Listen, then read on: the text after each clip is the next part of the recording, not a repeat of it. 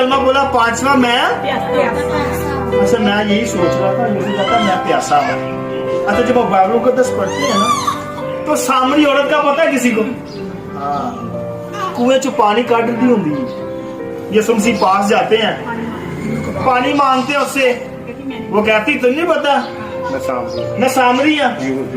यीशु कहता अगर तुम मुझे पानी पिलाती तो तुझे जिंदगी का पानी देता।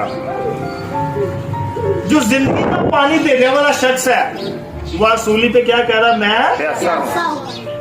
सोचने वाली बात है ना। यीशु ने कहा कि हकीकी पानी मैं हूँ, मैं हमेशा की प्यास हूँ, मैं सबको पानी देता हूँ, जिंदगी का पानी मैं हूँ। तो इसके बाद यीशु जी स्लीप पे था, एक सिपाही ने उसको नेजा मारा।